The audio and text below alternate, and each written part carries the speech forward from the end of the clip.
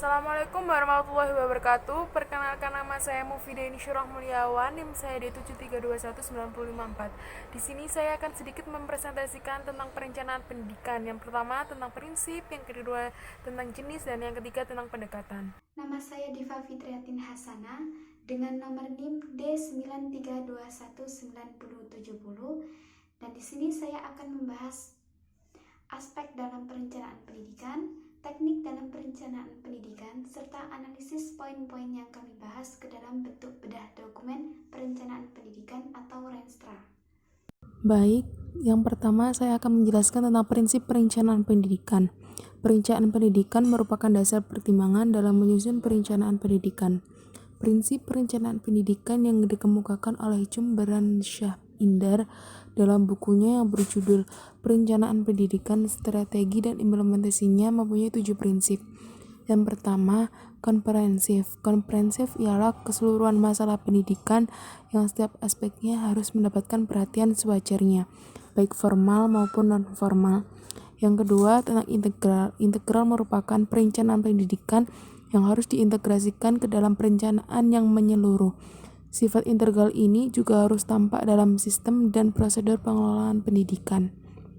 Yang ketiga, tentang kualitatif dan kuantitatif. Kualitatif dan kuantitatif merupakan kemajuan pendidikan yang tidak hanya ditentukan oleh jumlah anak yang dapat ditampung di sekolah, tetapi juga tentang output pendidikan yang dapat memenuhi kebutuhan pasar kerja dan dapat membuat individu menjadi sejahtera. Yang keempat, rencana jangka panjang dan kontinu merupakan siklus pendidikan yang berlangsung antara 10-20 tahun ke depan dan sulit untuk menyegerakan hasilnya dalam waktu yang singkat. Banyak pelaksanaan kebijakan yang belum berhasil karena rencana yang berlangsung sangat singkat.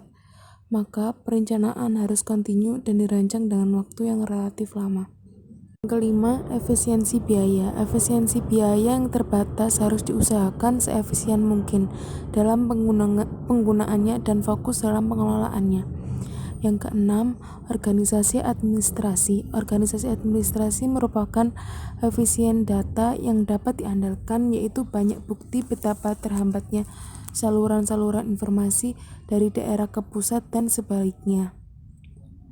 Yang ketujuh, memperhatikan semua sumber, yaitu sumber yang ada semata-mata bukan tanggung jawab pemerintah saja, tetapi merupakan tanggung jawab bersama antar keluarga, masyarakat, dan pemerintahan itu sendiri. Oleh sebab itu, asas integrasi mencakup juga integrasi pendayagunaan semua sumber yang ada. Jenis-jenis perencanaan pendidikan. Jenis perencanaan pendidikan menurut Joseph Enoch tahun 1995.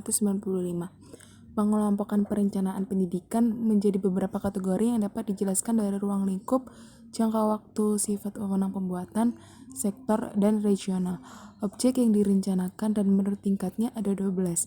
Yang pertama, perencanaan makro, meso, dan mikro. Yang kedua, perencanaan jangka panjang, jangka menengah, dan jangka pendek. Yang ketiga, perencanaan kuantitatif dan kualitatif. Yang keempat, perencanaan sektor dan regional. Yang kelima, perencanaan sentralisasi dan desentralisasi. Yang keenam, perencanaan rutin dan pembangunan. Yang ketujuh, perencanaan tingkat pusat, provinsi, kabupaten, kecamatan, dan sekolah. Yang kedelapan, perencanaan nasional, regional, lokal, dan kelembagaan. Yang kesembilan, perencanaan terpadu, komprehensif, dan strategis. Yang 10, perencanaan regional, transaksional. Yang 11, perencanaan strategik dan koordinatif. Yang ke-12, perencanaan strategis, taktis, dan teknis. Pendekatan perencanaan pendidikan. Pendekatan perencanaan pendidikan merupakan pemenuhan keperluan akan tenaga kerja yang terampil dan berkualitas menepati prioritas utama, karena tanpa didukung tenaga kerja yang terampil. Oleh karena itu, pembangunan di berbagai bidang sulit dilaksanakan, maka tingkat pengangguran akan terus meningkat. Untuk mencapai tujuan pendidikan secara efektif dan efisien, diperlukan sejumlah pendekatan dalam perencanaan pendidikan, yaitu pendekatan kebutuhan sosial, pendekatan efisiensi biaya, pendekatan ketenaga kerjaan, dan pendekatan sistem. Selanjutnya, saya akan menjelaskan tentang aspek perencanaan pendidikan. Dalam aspek perencanaan pendidikan, terdapat 4 aspek. Yang pertama, aspek kuantitatif. Yang kedua, aspek kualitatif. Yang ketiga, aspek relevansi atau bisa disebut dengan kebutuhan kerja. Dan yang keempat adalah aspek efisiensi. Yang pertama, aspek kuantitatif. Aspek kuantitatif merupakan aspirasi dan permintaan masyarakat terhadap pendidikan. Dalam aspek ini, sistem perencanaan pendidikan dilakukan berdasarkan social domain approach atau pendekatan permintaan sosial. Selanjutnya adalah aspek kualitatif. Aspek kualitatif merupakan perencanaan kualitas pendidikan yang berarti merencanakan kemampuan berpikir, mengubah sikap, dan meningkatkan keterampilan peserta didik. Sebuah pendidikan dikatakan berkualitas apabila proses pembelajaran berjalan secara efektif, proses pembelajaran pada peserta didik memiliki pembelajaran yang bermakna, serta ditunjang oleh sumber daya pendidikan dan lingkungan pembelajaran yang kondusif. Selanjutnya adalah aspek relevansi atau bisa disebut dengan kebutuhan kerja. Konsep relevansi sebenarnya lebih mendasari pada konsep peningkatan mutu pendidikan. Aspek relevansi terkait dengan mutu pendidikan secara otomatis merupakan aspirasi masyarakat yang berkembang pangkal. Terakhir yaitu aspek efisiensi. Dalam aspek efisiensi ini terdapat dua sudut pandang, yaitu efisiensi internal dan eksternal sistem pendidikan. Efisiensi internal dapat ditandai dengan adanya tinggi rendahnya angka putus sekolah dan angka mengulang kelas. Sedangkan efisiensi eksternal merujuk pada efektivitas atau kegiatan manajemen sistem pendidikan secara garis besar dapat disebabkan oleh kelambanan dalam manajemen sistem pendidikannya. Kelambanan ini dapat disebabkan oleh profesionalisme, mekanisme, serta proses pengambilan keputusan. Dan selanjutnya adalah teknik dalam perencanaan pendidikan. Dalam perencanaan pendidikan ini terdapat 4 teknik. Yang pertama, diagram balok atau yang disebut dengan bar chart, dan yang kedua diagram milestone.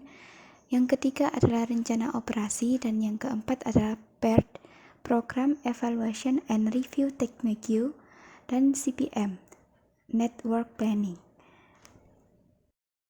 Pada poin yang terakhir ini adalah kita membahas analisis dari poin-poin yang telah kami presentasikan ke dalam beda dokumen yang menganut Renstra. Renstra yang kami anut adalah Renstra Provinsi Riau, yang dimana pada poin pertama, prinsip pada Renstra ini terdapat perencanaan jangka menengah atau 5 tahun yang memuat visi, misi, tujuan, strategi, kebijakan, program, dan kegiatan pembangunan. Dan yang kedua adalah jenis. Dalam Renstra ini merupakan jenis perencanaan pendidikan tingkat provinsi, yaitu Provinsi Riau. Dan yang ketiga, pendekatan.